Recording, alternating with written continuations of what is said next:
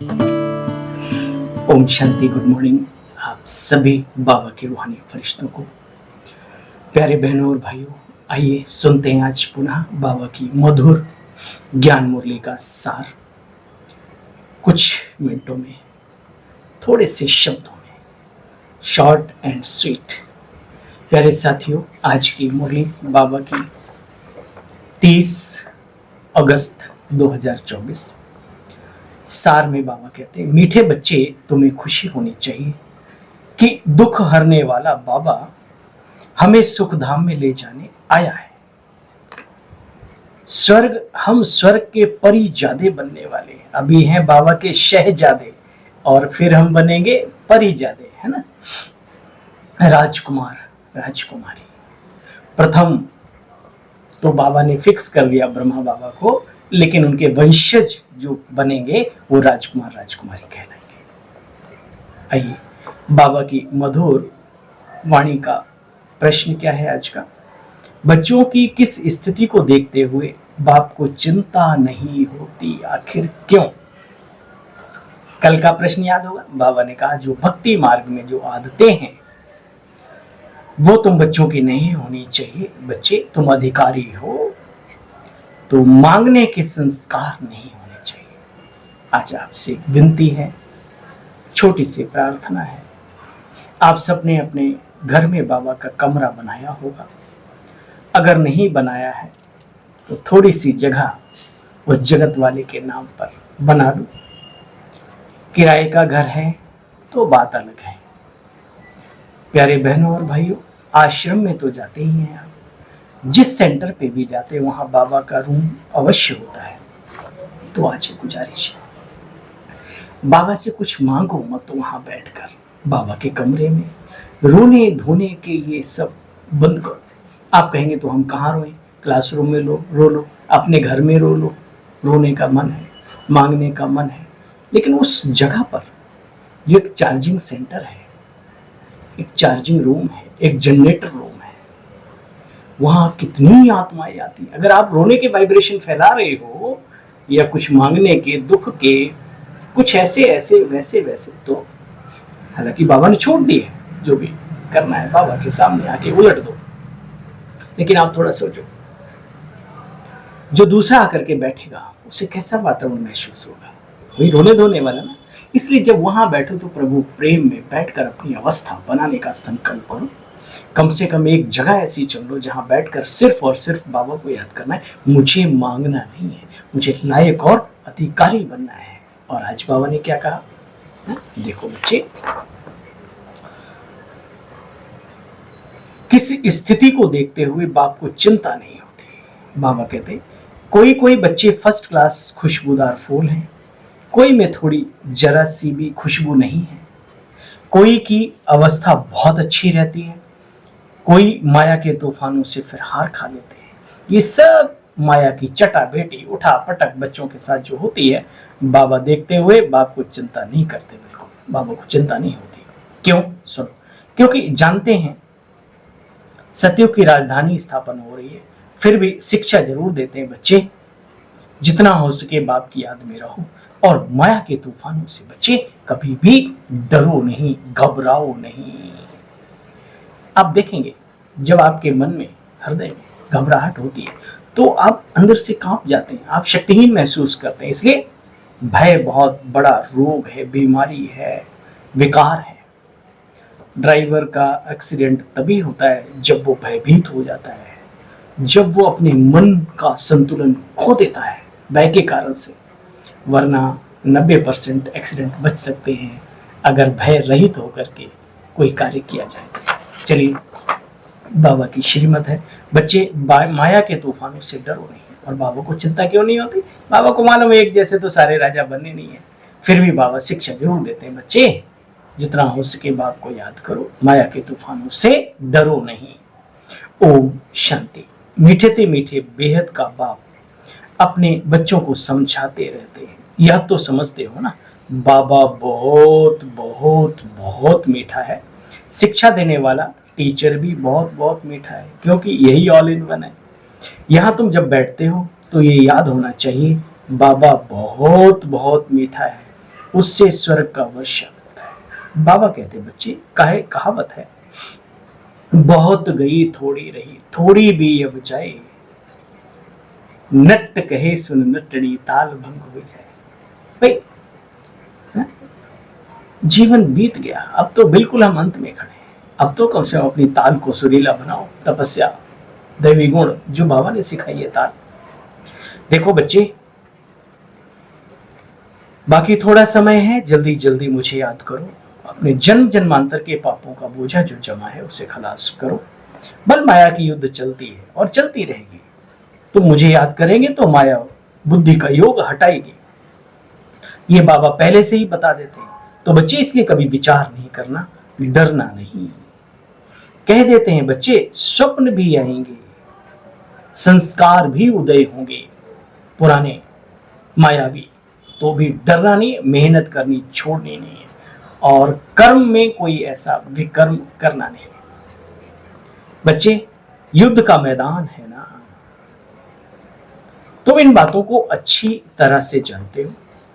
बाकी बच्चे नंबरवार तो होते हैं, कोई कैसे कोई कैसे। बाप को कोई चिंता की बात नहीं रहती, बाप को कोई बात की चिंता नहीं रहती। क्यों वो बोल रहे हैं बाबा? जो निमित्त आत्माएं हैं, जो बाप समान बनना चाहती हैं, उन्हें निश्चिंत रहना बहुत आवश्यक है, और उन्हें बाप समान बुद्धि, बौद्धिक बल पहले लाना बहुत जरूरी है। बाबा कहते हैं बच्चे, हमें कोई चिंता नहीं है। हम लोग उलझ जाते हैं, हाँ, कोई अपना है कोई पराया है, बस इन दोनों बातों में। यहाँ ना कोई अपना है ना कोई पराया है, सब बाबा के बच्चे हैं, सब पुरुषार्थी हैं, सबका मालिक बाबा है, सबको बाबा ने अपनाया है, सबका ख्याल रखने वाले बाबा हैं, ना कि हम और आप। हाँ, अपना जितना हो सके अपने अपने कल्याण हित, अपने पुरुषार्थ हित, अपनी जमा दिव्य गुणों की पूंजी करने हित आप अच्छे से अच्छे चलो बस। देखो बच्चे, बाबा एक एक को बैठ कर देखते हैं, ये कितना याद करता है, कोई कितना हाथ, किसने कितना ज्ञान उठाया है, औरों को कितना समझाते हैं। बाप चेक तो करेंगे ना। बाबा कहते बच्चे, तुम सब सीताएं हो, मैं हूं राम, सब भक्तों का सदगति दाता हूं, सबकी सदगति करता हूं, बाकी सब मुक्ति धाम में चले जाते हैं। सतयुग में दूसरा धर्म कोई होता नहीं, सिर्फ हम ही होते हैं, क्योंकि हम ही बाप से वर्षा लेते हैं। यहाँ तो देखो कितने ढेर के ढेर मंदिर हैं, बात मत पूछो बच्चे, वहां ये सब नहीं होता।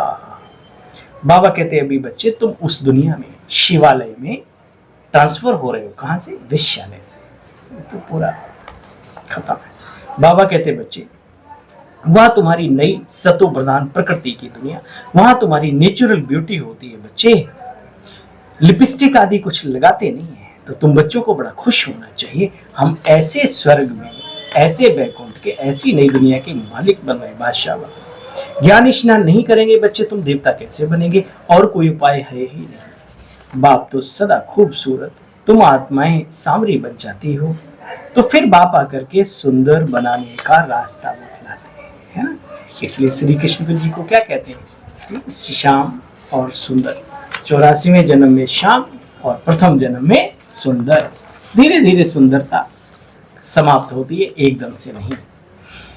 बाबा कितना सुंदर बना देते हैं बच्चे, तो बच्चे उनकी मत पर चलना चाहिए, मेहनत करनी चाहिए। बाबा कभी ऐसे नहीं कहते कि तुम अपना माता पिता, बच्चे, बीवी, बालक, पति छोड़ दो। जो ऐसा करते हैं वो बहुत बड़ी गलती करते हैं, और इस ईश्वरी विश्वविद्यालय की बहुत बड़ी डिसर्विस करने के निमित्त बनते। याद रहे, बाबा नहीं सिखाता, कोई बीके सिखाता हो तो वो अपने कर्मों का खाता बनाता है। भगवान ने कहा बच्चे, सब कुछ संभालते हुए हाँ अपने नियम धारणा से रखो। आप ज्ञान में चल रहे हो, सामने वाला आपका जीवन साथी नहीं चल रहा है, तो क्या घर में धर्म युद्ध की बजाय द्वंद्व युद्ध करवाएंगे?